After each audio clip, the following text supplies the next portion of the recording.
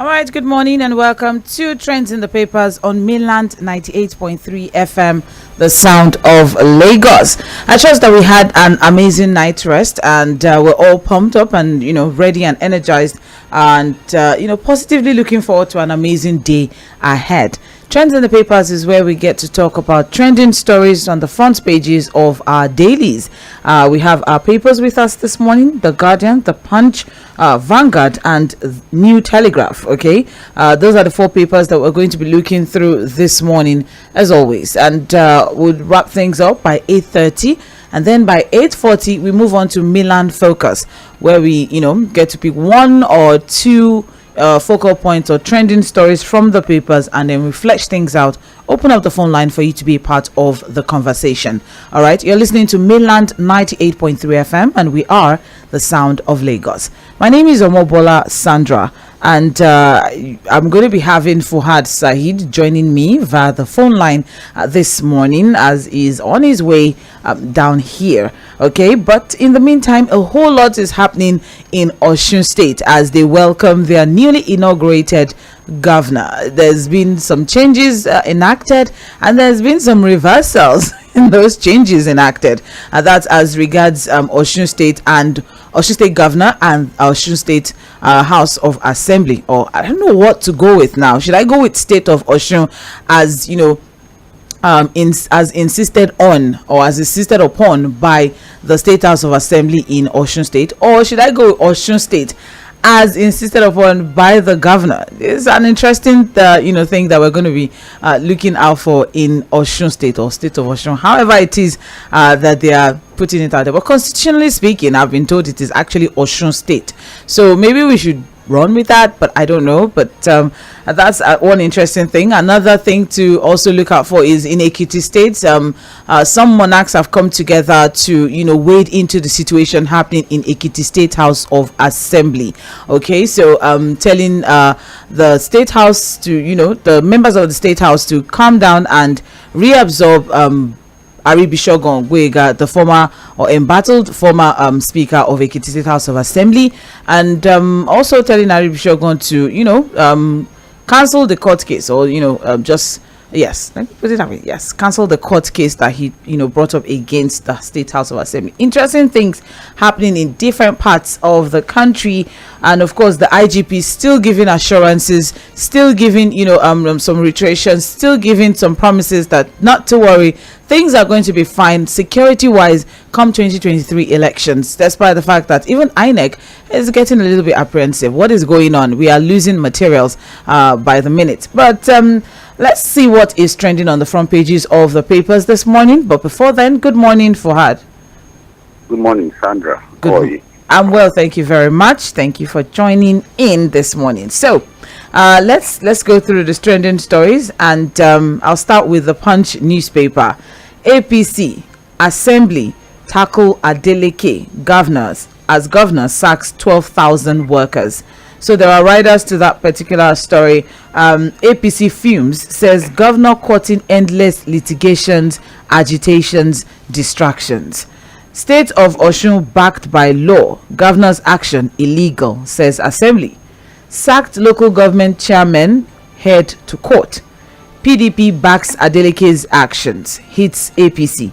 So I'm sure yesterday you followed the back and forth between the state governor and the State House of Assembly as regards reversals and enactment of certain laws. Okay, so first is let's go with the first headlines, of course, with APC saying that this changes, this reversals, this very abrupt changes that you're making is going to be causing a whole lot of back and forth, and and I'm also concerned. I mean, before you know it, people are going to spend like almost an entire year trying to make sense of a whole lot of all these things. Now the bone of contention, State of Osun backed by law, as said by the State House of Assembly. It said that sometime in 2012 or so, or 2014 or so, there was an agreement, or there was a law that was passed in the state that they are now State of Osun and they are now State of virtual state or something,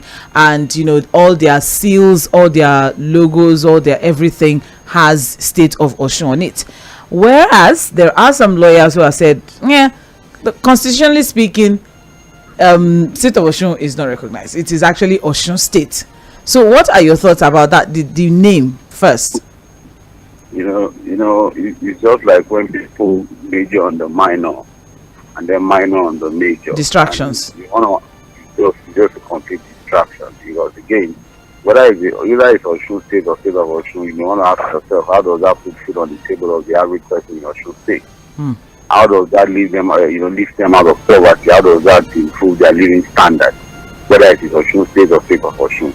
And those are some of the things that some of us, really had issues with when as likes to be called, Rauf Aregbesola was governor in Osun State. They become governor and then just decide that they just want to do things their own way. Yes, I remember that sometime at that time, I think in 2012 or so, the State House Assembly passed a law renaming the state of Osun. It wasn't State of Osun from the beginning. It used to be Osun State. Until he became governor. And so you ask yourself, what's the difference between Osun State and State of Osun? Was there any semantics? That's exactly so. Because again, you look at the intentions, or you probably look at what he was trying to achieve. Why was it changed initially from Osun State? What was it supposed to add? What value was it supposed to add to the state? The changing of name, or it was just because I'm the governor, I just can't disrupt things or just come up with things. Again, these are some of the things you see from our politicians, and you just shake your head and wonder the thinking pattern, the way they think. But that's really the back and forth between them. But again, it's just mere distraction as far as I'm concerned. Adeleke has a whole lot of work to do. He needs to keep the state prudent. He needs to ensure that the state moves from a purely civil service state to a state that's economically vibrant and viable. He has a lot of work to do, really, to surpass the achievements of his predecessor, even of Rauf Aregbesola. This is not even the best of times for most of the states because of bringing revenue. So he has a whole lot of work to do, and I think he should stay away from too much, controversies and scandals and all right. So, so what about, we had the conversation as regards, Oyetola's appointments of almost 12,000 or so people before he just a few days before he left office, and we had that conversation, and one of the reasons that people felt, oh, what is happening, we even in the reports that we got yesterday, or I think Sunday, was that are there budgetary provisions, are there budgetary provisions for this new appointment? However, there's also this conversation that Adeleke is saying that all appointments or decisions or whatever that was enacted or that was made from July 17th when he was announced as governor, he's changing everything. And then people are of the opinion that you were just a governor elect. You're not yet a governor, so you can't change things that, as at then, Oyetola was rightfully the governor of Osun State, so he had rights to actually appoint or promote or whatnot. So there's that conversation also out there before we go into traditional rulers or whatnot. No, the thing is this: you may want to ask yourself, why would Oyetola wait till the last minute after he had lost election to start to make such appointments? It's a bit fishy. It smells of malice and prejudice. It means that probably you are trying to set up booby trap for the incoming government. Again, those are some of the things that you may want to question about the way our politicians handle things.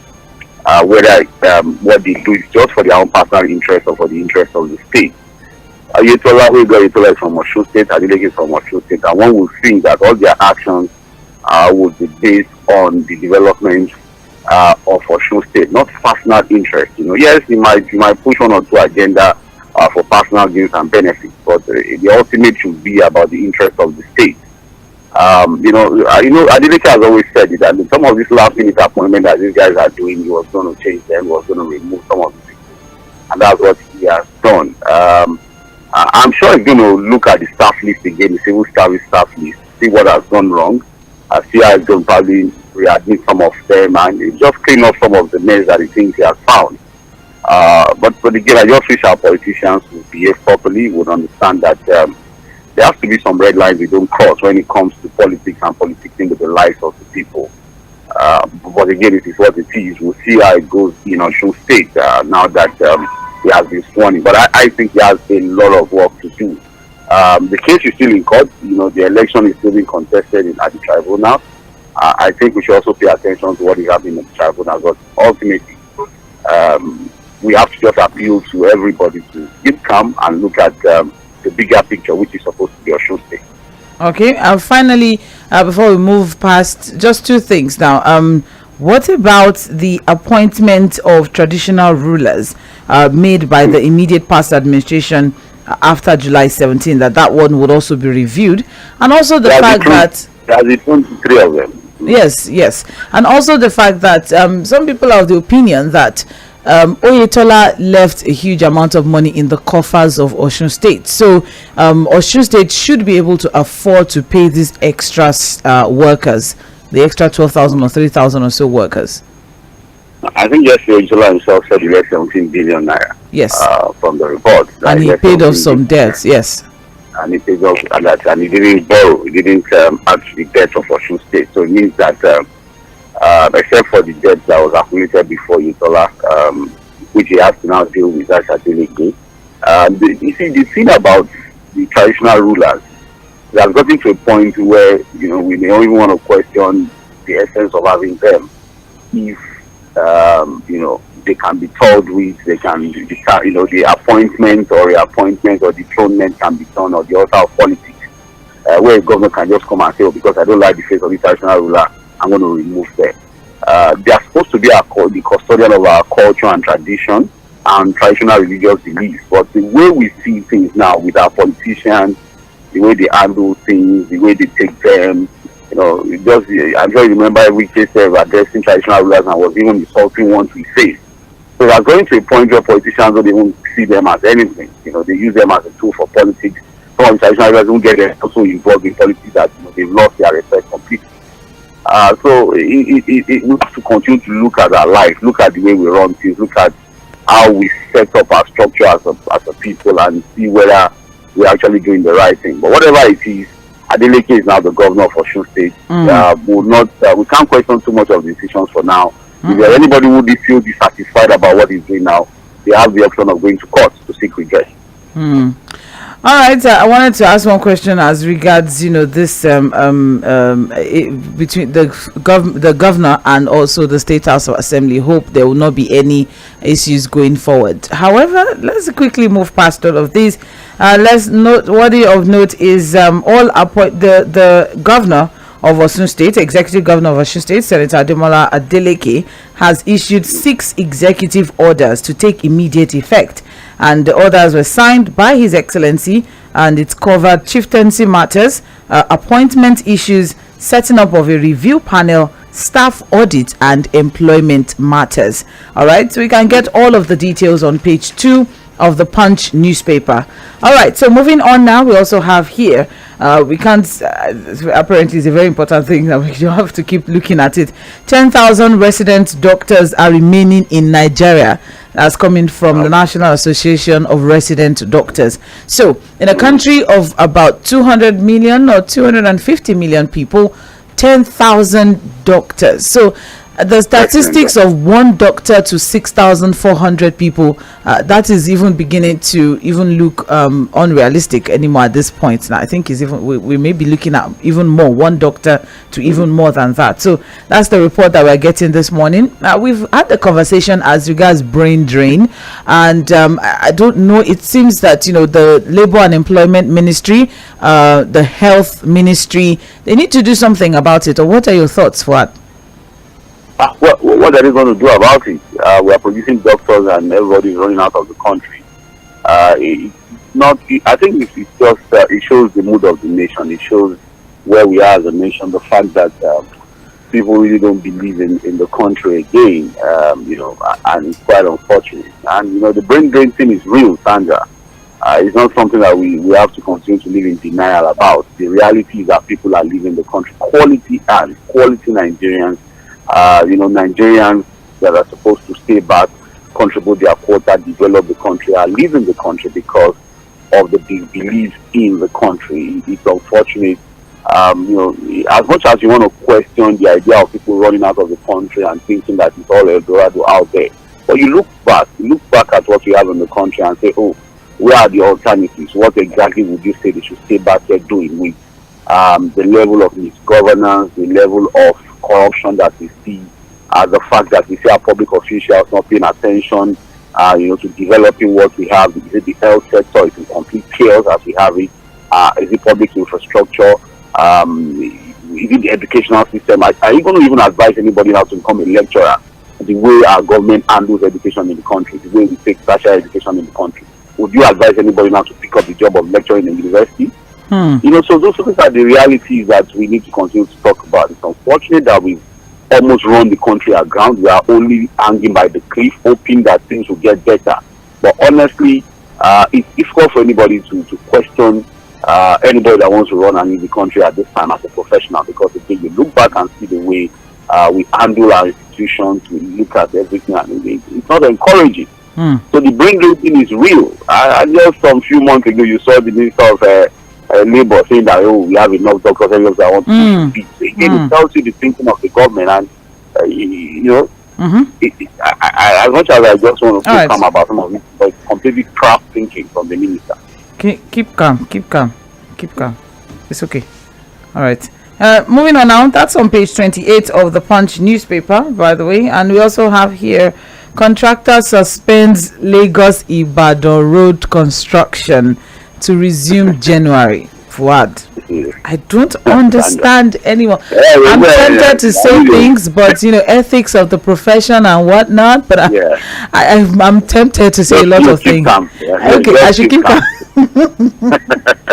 So work has been suspended on Lagos Ibadan Expressway, and they are to resume in January. So apparently they've gone for festive period.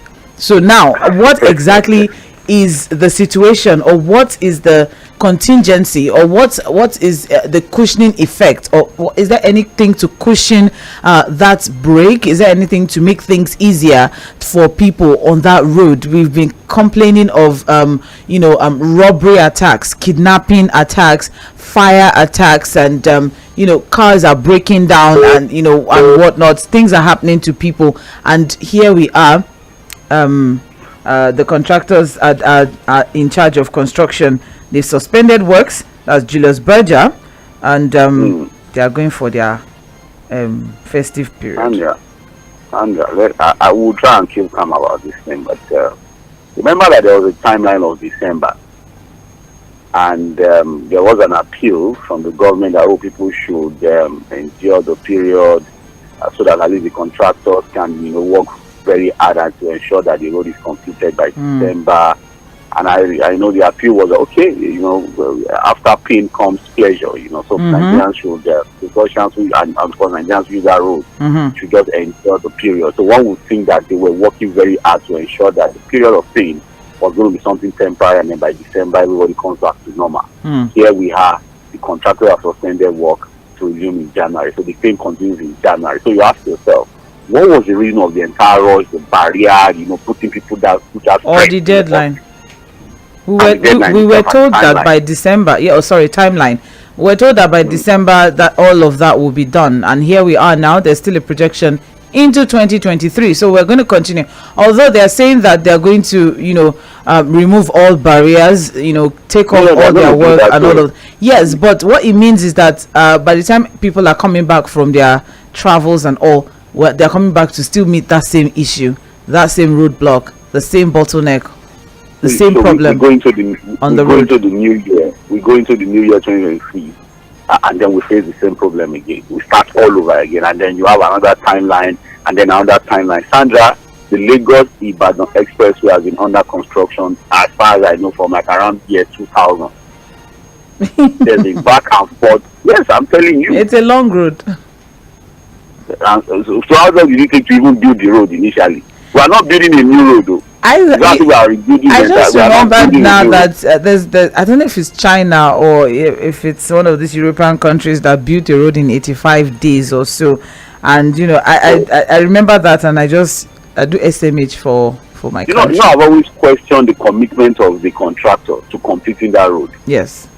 the fact that, number one, by 4 o'clock they close for the day, they don't even work on weekends. You need to, there seems to be something about not, ensuring that road is not completed, because the commitment, the commitment to completing that road is not there from the government and even the contractor. Well, as it is now, Kuti, that is the director of Southwest Federal Ministry of Works, Adedamola Kuti, has explained that construction works would end before the general elections. So that they're also giving us that assurance. Timeline, Yes, so it's because they are saying, they are hoping that by the time they resume in January, they'll be in the dry season, so work will be faster. So why stop the work now? What's the reason for stopping the work now? They want to go home for the festive period. Which festive period? The one that's coming in December. December festive period. Is that what they said, or you are saying it for them? You are thinking for them? Oh my goodness! That's what's written here. They're saying that the issue is this is December period. I'm quoting now. This is the issue is this is December period, and our people are going to travel. So we want to relax and work on the road. Who are the people? Gongo? Our people. Which people? Sure, we should go and ask Mr. Kuti. You see. Well, anyways, okay. More details on page 5 of the Punch newspaper. Yes, yes, that's the situation. They're traveling for Christmas. Yes, they want to go. Yes, they want to go. All right. All right, let's go on. Kano APC chairman caught with 367 PVCs has been jailed. That's nice. But Sandra, I said, look, it's not just jailing or taking them to court. We should know, where did he get them? Were they cloned? Did he buy them? What was the purpose? What was his intention? Why was he with 300, over 300? No, it's not just to say, they'll be taken to court and they'll be in jail. It would have been nice to really, get him in. You want to know more about the investigation? Is it a compromise from within INEC? What? So that, it's not just say, he was caught with over 300 PVCs, he's taken to court and jailed. How did he get them? What was he trying to use them for? These are questions that we get answers to. So there is no detail of how he actually got them, but what we have from the report is that this is actually a ward chairman. Okay, so that we can have that clarification out there. Is a ward chairman in Gabasawa local government area of Kano State, Aminu Ali. And according to the first information report, Ali on October 10 conspired with one Aminu Manga of that same local government and collected the voter cards of residents. He collected voter cards to do what he did. He doesn't want them to vote, or he wants to do what we. He wants to keep it for them so that they vote, to make sure that they vote. So they can't keep their PVC. Well, he's in jail, but it's always nice to really get more information hopefully, these residents will have their PVCs back. Hopefully, they'll be returned to them. Moving on now, above the masthead of the Punch newspaper, we have 50% materials deployed, burnt offices threaten polls. That's coming from INEC, and that is on page 8 of the Punch newspaper. No candidate for national award. Nominees fail exam. And that's on page 29 of the Punch. Just a quick background. The Nigerian National Merit Award has stated that the 32 nominees for the Nigerian National Order of Merit 2022 edition were not qualified.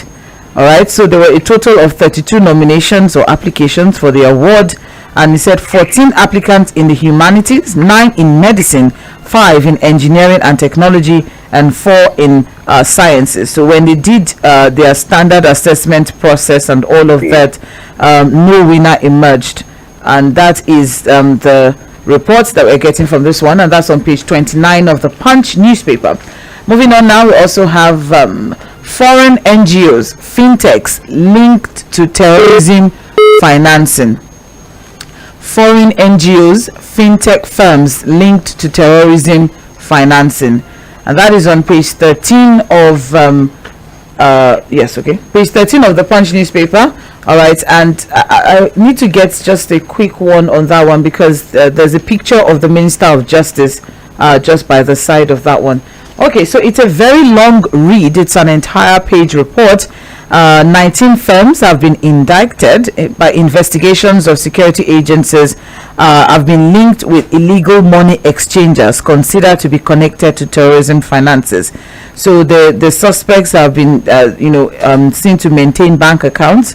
There are armed trade donations. Experts are reacting, and the federal government is pushing this report forward, or this assessment or this report forward. Well, you can get all of the details on page 13. It's a long read. It's an entire page of reports that the federal government is bringing forth. Okay, and that's on page 13 of the Punch newspaper. We also have now, finally, from the Punch, ASU warns of new crisis, seeks intervention. It's been a while. We had a conversation as regards ASU. But what we have now is that I think one of the papers even said that they are going to also start their own no pay, no work. The government said no work, no pay. So this also said that we are going to start no pay, no work. All right. So what we have now is that a new crisis may be breeding in the country, as ASU is saying that if the federal government kept withholding their pay, there may be new crisis that will transcend breakout. So they are urging interested parties, well-meaning Nigerians, to pressure the federal government into paying its members withheld 8-month salaries across the nation. And the University of Ilorin ASU chairman, Professor Moyosore Ajao, raised the alarm at a special congress on Monday. So that is an update, as I thought that they had just accepted and moved on, because it's been a while. 8-month salary, No, it's been a while we heard from them, so things are happening. We will not be talking, but I can tell you that a lot of it like that. Yeah, a lot of them are not happy, and I keep wondering what manner of lecture would they be delivering? It's the state of mind of the lecturers. Exactly. What exactly the quality of the teaching, the quality of the education, the quality of the knowledge that's being passed, and all of that is level of dissatisfaction. And exactly. So, and one would also have this conversation as regards they didn't come to work, or most especially as regards October half payment. So are we saying that they were paid half because they were not working? Are we saying so we are paying people now per day or per hour? At about half of the month, and so they were paid half salary. It's okay. I don't know. It just calls to question the priorities of government and how they really value education, what value they place on tertiary education in the country. Again, in all of the back and forth between ASU and the federal government, the ministers, and even the presidency, I look at the quality of education that the students are getting from these lecturers. You can't impact properly when your state of mind is at this level, where you're not even sure that you're going to get the right salary, where you're being owed, and then you're seeing that the government does not even, your employer does not even see you as someone that is worthy of being pampered and given all the necessary benefits. It's a psychological thing, and I don't know what kind of students you think are going to be turning out eventually from our university. All right. Moving on now. That's on page 29 of the Punch, and that's from Punch. We're moving on now to the Guardian newspaper, and the major headline there is cyber crimes raise concerns for 30.2 trillion naira monthly e-payment. Okay, and the writers to that, Nigerians count losses as fraudsters get sophisticated, empty bank accounts. Death of IT staff worsens recovery time in banks. NCC issues over 9 security alerts since beginning of 2022. Experts seek review of Cybercrime Act 2015. Kick against plea bargain. So we had the conversation yesterday, Fuad. Remember the POS issue, the internet banking issue, the the betting, shops issues, and all of that. So now it's been escalated, and cybercrime is becoming a serious issue. Like you even just a moment look of your card, and some people are smart enough to just mentally take a picture of it, and before you know it, you're seeing debit alerts on your phone. And the most frustrating part for consumers now is the fact that escalation turnaround time, resolution turnaround time, response time from banks is now very, very slow. Is extremely slow due to the fact that the IT sector brain drain. Here we are again. The brain drain issue again that we're talking about. You can see. Very unfortunate. Here we are. How? Well, I think they are the one that even told me that some of the banks have now even contracted the guys that have left remotely. Work from wherever they are. You know. They had to. Some of these guys, they're abroad, but they're still, remotely working for some of these banks. Helping them, yes, just help them to put their things in order. So that is these are the consequences that we are paying for. What's the word? Yes. So it's not just the health sector. Here we are now. People are losing money. So disturbing trends in financial fraud and cyber crimes have put at risk electronic payment. E-payment transaction now estimated to be worth an average of 30 trillion naira monthly. Okay, so there's also this thing of fake alerts. How do people even do that? Like, you get an alert that you've gotten the money, and then the money is not in your account. I don't know how that. How does that work? How do they do that? They are able to manipulate the SMS platforms to create what you call dummy bank alerts and all of these kind of things. Again, when it comes to cyber crime, you have a lot of Nigerians who have learned a whole lot of things. One used to think the Yahoo thing was supposed to be targeting, foreign accounts and foreign monies and all of that. I think with the fact that out there seems to be a lot of improvement, a lot of checks on those accessing those kind of funds. I think some of these guys are now looking into the local environment, looking into Nigeria to see how they can also steal money from Nigerians. And I think you have to be careful. You have to be careful because I don't think anybody is safe from these guys. Okay. All right, but as it is now, almost on a weekly basis, bank customers are complaining of hacked accounts where criminals wipe out all their savings, and it's not a peculiar thing. It's across the banking sector now. People are losing funds, especially people who have debit cards, internet banking, mobile banking, and whatnot. So it's a serious issue, and it's not even being helped with the fact that IT staff, they have all jackpot out of the country. So it's a long report. You can get more details on page 6 of the Guardian newspaper. All right. And now moving on from that particular story, we also have here, beware of politicians cravings for power. CJN warns judicial officers, and that's on page 4. We also have here, Adeleke suspends OSEC chairman, that's Osun State's Independent Electoral Commission chairman, 6 others, and then dethrones 3 monarchs. That's on page 5. We have enough food for Nigerians, a Greek minister boasts, and that is on page 4. And I'm interested. It's how our ministers seem to think that, oh my goodness, just because I have it plenty, in my house, so everybody has that same luxury.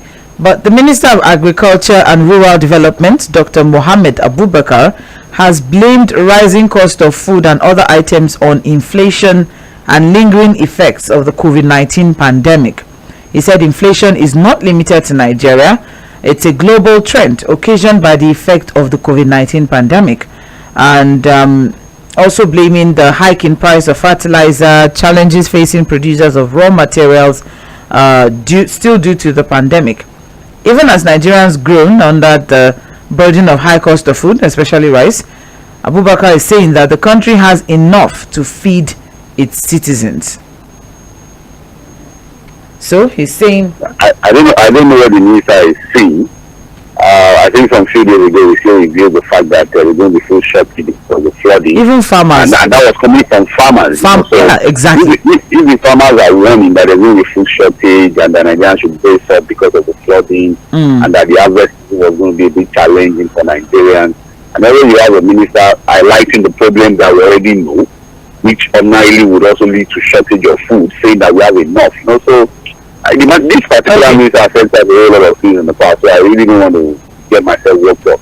Well, I think he just wants to talk for the sake of talking, and it's fine. He's a minister; he has the right to talk. But the minister. I think intelligent Nigerians know that. Sorry. I don't think he makes any. It's okay. It's okay. It's okay. It's alright. Talk me. It's alright. More details on page 4 of the Guardian newspaper. For full shortage, I just think I just faffing around with that issue. COVID-19. Senate President Lawan loses at Court of Appeal. All right, and that is on page 3 of the Guardian newspaper. So that is as regards, placeholder or no placeholder. All right. So what we have now. The man said he's not going to court, but the party members in the constituency are still going to court for him. It's okay. I don't know. As it is now, the the Abuja division of the Court of Appeal affirmed the judgment of the Federal High Court in Yobe State, which declared Bashir Machina as the genuine APC candidate for Yobe North Senatorial District. That has been upheld. So, Senator Ahmed Lawan Segobi. That's on page 3 of the Guardian newspaper. We also have finally here attacks on facilities troubling. Won't deter us from conducting credible polls, INEC vows. So INEC is saying yes, it's a little bit frustrating, but we're committed to conducting a free, fair and credible elections, and that's coming from INEC. Okay, so still assurances and promises coming from INEC and the security operatives. Hopefully we can work with that. Now, I like their resolve. I like the fact that they are still pushing on that the elections will hold and to be credible, to be fair and fair. So I think we should all continue to encourage INEC, continue to work to ensure that they are able to deliver a credible election for Nigeria. The challenges are going to come. The politicians are going to come with their antics. What I call detractors, will also come with some manner of things. But I think eventually Nigeria will prevail. INEC will do their job. There will be a transition, smooth one, a peaceful one at that. That would happen. Okay. Eventually. All right, now you're listening to Trends in the Papers on Mainland 98.3 FM, and we're moving on now to Vanguard newspaper, and the major headline there is Adeleke fires 12,000 workers, appointment of 3 Obas on hold. So the riders to that, Akinro of Ikinro, Are of Ire and Owa of Igbajo's appointments put on hold pending review. Suspends OSEC chair, members swears in SSG, chief of staff, APC kicks. Clashes with lawmakers over executive order, anthem, slogan and crest.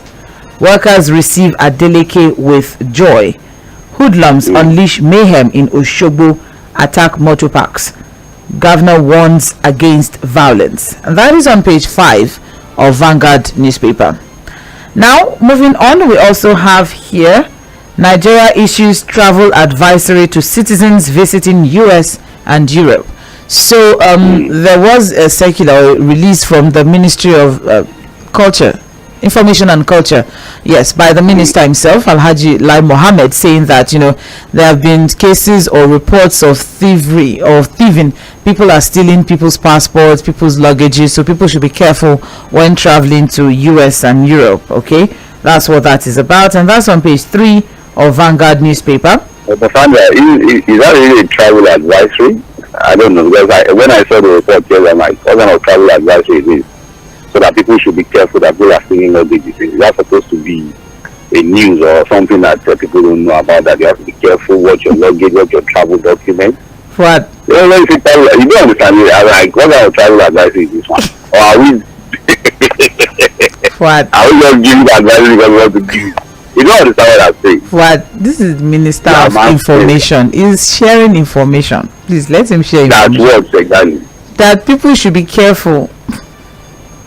That they are stealing luggages in the UK and the US. It's okay. Okay. It's okay. Please. It's okay. Thank you. Security issues. Okay. So thank you. It's okay. Fine. It's alright. So that's on page 3. That's on page 3 of Vanguard. All right, so moving on now. Assembly crisis. Ekiti monarchs intervene, ask Aribishogun to withdraw court case. So we had that conversation earlier on. So monarchs have waded into the situation. Ekiti monarchs are saying that Aribishogun should withdraw his court case, and they're also telling the newly elected speaker Adeluba to reabsorb the suspended lawmakers back into the Ekiti State House of Assembly. So that is the update as regards Ekiti Assembly crisis, and that's on page 8 of Vanguard newspaper. And we also have here Zulum apologizes to Atiku over attack on convoy in Borno. All right, that's a good one. That's on page 9. Yes, of Vanguard newspaper. All right, and we also have here Ogun PDP crisis. Appellate court reinstate Adebutu and others. Yeah, that's another update from the state. Yes, Ladi Adebutu and others, they've been reinstated back into the PDP, but now it's still there's still the topic, or there's still the conversation as regards who is the PDP governorship candidate. Adebutu, yeah, but with this ruling, Adebutu owns the ticket now, and so I think that the name has to appear on the NFP. Yes, with this ruling, yeah, it's an appeal court ruling. So, what about Ladi? I don't know. I think somehow the party would have to reserve that. I think for the sake of the party, maybe they'll call themselves to order if it doesn't go ahead with any of the cases again. I think so. They should settle it in house there. Yeah, I'm hoping. But why did you choose Adebutu and not Lawal? Well, the court decided so, and so be it. It's okay. So the party would resolve all of that, because the information is that both of them had primaries, both of them were monitored by INEC, but there's a lot of back and forth as regards that particular one. Now, so that's no, I mean the court is reinstating Adebutu and others back. They were suspended. PDP suspended them. So they went to court. Okay, so that's the reinstatement now. So as regards who now becomes the governorship candidate, we are still watching, and that's on page 8 of Vanguard newspaper. Moving on now, we also have here Buhari will hand over safer country, and that's coming from the presidency, and that is on page 3 of Vanguard newspaper. All right, and then it's doubtful herders willfully destroy farms. That's coming from the federal government. So just a quick one as regards that. So despite frequent invasions of farms and killings of farmers in different parts of the country, especially in the southeast and Benue State by armed herdsmen, the federal government is saying it was unsure herdsmen or herders intentionally unleashed their cattle on farms. Okay, and this was a statement that was put out while responding to questions at the presentation of his ministry's scorecard of 2015 to 2023, and also blamed the rising cost of foodstuff on inflation and the aftermath of COVID-19. We're still on that one, so let's keep moving. That's all from Vanguard newspaper on trends in the papers. Finally, let's quickly rush through New Telegraph. Okay, and this morning, the major headline on the front page of New Telegraph: travel advisory. Why Nigerians? I'm so sorry. I don't know why I saw this again. Why Nigerians should be on alert in US, UK. I blame you for this. Why Nigerians should be on alert in US, UK, others, says federal government, launches trade information portal. That's on page 4 and 8 of New Telegraph. All right, and still on the front page of New Telegraph, ASU, fresh crisis looms over unpaid 8-month salaries. Lecturers stage solidarity rallies in Unilorin and UI. That's on page 2. We also have here, there is no food shortage in Nigeria, says the federal government. Blames global inflation for hike in prices, as Ezekwesili raises the alarm of increasing level of poverty in Nigeria. That is on page. Food shortage. Do we have surplus? Are we saying there's food surplus in Nigeria? Said we have enough. The report from Vanguard was that we have, or that from Guardian, was that we have enough. That's what he said. Yes, but They say there's no food shortage. There's food. Okay, but just that there's inflation because and that's what's causing a hike in the prices. Not that there's no food. Yes, It's just expensive. The inflation is making it expensive. So Yes. if you have surplus, should it be expensive? Good question. Good question. All right. Like I said, the minister has the right to talk, and he's talking because he just wants to talk, and it's fine. All right. So more details on pages 2 and 3 of New Telegraph. We also have here 2023. We are interested in who becomes next president, says Sultan. And right after that, attacks will not affect preparation for polls, says INEC. Says over 67,000 PVCs yet to be collected in Kebbi. Buhari's in-law dumps APC over primaries. Well, that is on pages 3, or all of those stories all put together. The report. Man look at the party and decides to make the party fine. And he has a right. That's very big. Yeah. Can move around easy. Okay. Well, Details. People are going to make me that way because they like to put the in-law thing. So. Details on pages 3, 5, and 26 of New Telegraph.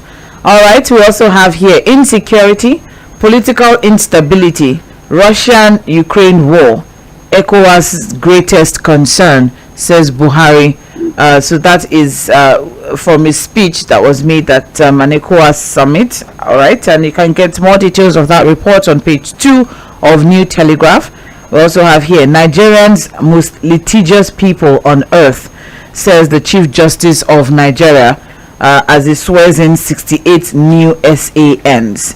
All right, and also better days ahead for the judiciary. That's coming from the Minister of Justice and Attorney General of the Federation, Abubakar Malami. That's on page 3 of New Telegraph. Yuletide, federal government to suspend work on Lagos-Ibadan Expressway to conduct promotion interviews for civil servants by December 10. That's Ministry of Works, okay? And that's on pages 4 and 8. Pages 4 and 8 of New Telegraph. Also, we have here Lagos warns against indiscriminate storage of petrol. This is another thing that we should also bring to the give some orientation to people. So there's the understanding that because due to the scarcity of fuel and also the fact that it's expensive, when people can finally get the fuel, they get it in large quantities and store them in their homes or their shops. So that's not safe. Okay, it's not. As much as we want to warn people from storing, but if there isn't scarcity, why would anybody want to store? Yes, but it's still not safe. It still doesn't make it, And it's not safe. Like I said, we agree that it's not safe, but one thing leads to the other. If there was enough supply that people know that I can just walk to the police station and buy, there's no need to store it. There will not be any need to store it. It's scarcity that is making people like, if I buy now and I don't store it now, to go there again to go and struggle for 2, 3, 4 hours waiting on the queue is completely frustrating. So people don't have the tendency, to want to store. So it is the fact that the government failed to ensure that there is no supply, the reason why people are storing this thing. So as much as yes, we need to tell people that it's dangerous, we should be careful doing these things. It's because again there is scarcity that people are storing. I would rather use to store for example, there is scarcity.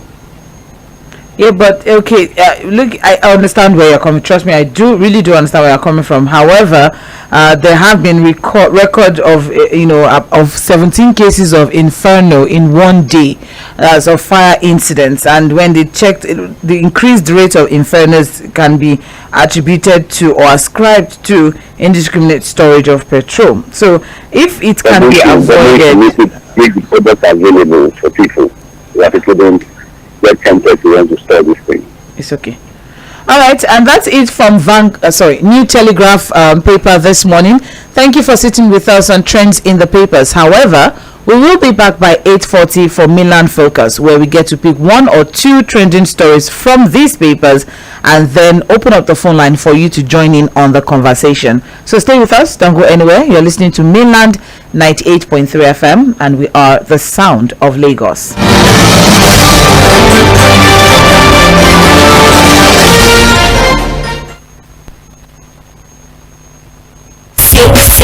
She phones to the doctor to be quick.